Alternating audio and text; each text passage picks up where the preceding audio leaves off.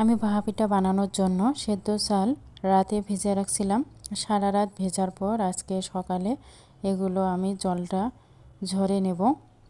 তো এই জন্য আমি একটা ছাঁকনির মধ্যে চালগুলো দিয়ে নিলাম। আর এই দিকে প্রেসার কুকারে আমি জল দিয়ে নিয়েছি গরম করার জন্য। তো গরম হলে যখন প্রেসার কুকার থেকে ধোঁয়া বার হবে তখনই ভাপা পিঠাটা দিতে হবে। আর প্রেসার কুকারের উপরের যে মাথাটা থাকে ওটা তুলে ফেলতে হবে। আর প্রেসার কুকারে ভাপা পিঠা বানাতে কিন্তু 1 মিনিটেরও কম সময় লাগে। তো আমি চালের যে আটাটা আছে ওটা রেডি করে নেব। তো প্রথমে আমি লবণ দিয়ে নিলাম, আর এখন একটু একটু করে জল দিয়ে আমি চালের আটাটা মেখে নেব।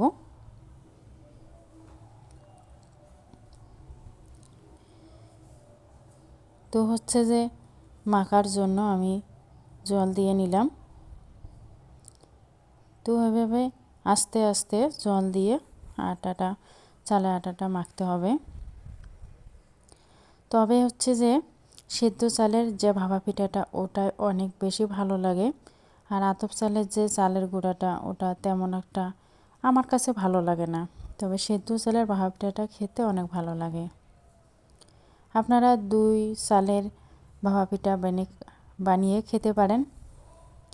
তবে আতপ চাল ওভাবে ভেজানোর কোনো দরকার না। আতপ চাল এমনিতে 5-10 মিনিট বা 30 মিনিট বা 1 ঘন্টা যে যতক্ষণ পারে ভিজিয়ে জলটা ঝেড়ে নিলে হয়ে যায়।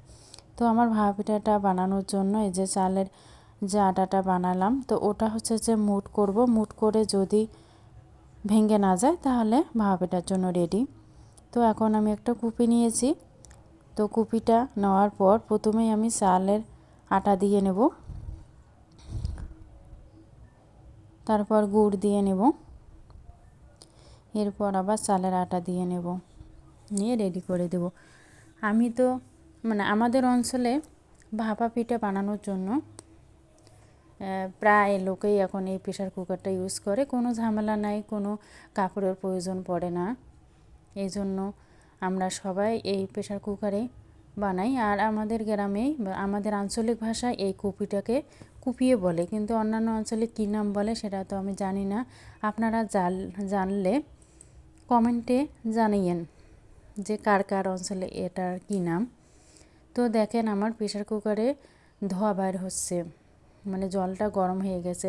আমি কিন্তু 3টা ভাপা পিঠা বানাবো বিধায় ওটুক জল দিয়েছি। যদি বেশি পরিমাণে বানানো হয় তাহলে প্রেসার কুকারে জলটা একটু বেশি করে দিতে হবে, যাতে জলটা তাড়াতাড়ি শেষ না হয়। তো যাই হোক, আমি প্রেসার কুকারে ভাপা পিঠাটা দিয়ে নিলাম। দেখেন ধোঁয়া বাইর হয়ে গেছে আর আমার পিঠাটাও কিন্তু হয়ে গেছে। আর আপনারা নারিকেল কোড়া যে আছে সেটা ব্যবহার করতে পারেন। আমার নারিকেল ছিল না তাই ব্যবহার ওটা করি নাই। তো নারিকেলের কোড়া ব্যবহার করলে কিন্তু ভাপা পিঠাটার টেস্টটা আরও দ্বিগুণ বেড়ে যায়। তো আমার একটা ভাপা পিঠা হয়ে গেল, আর একটা তুলে দেব।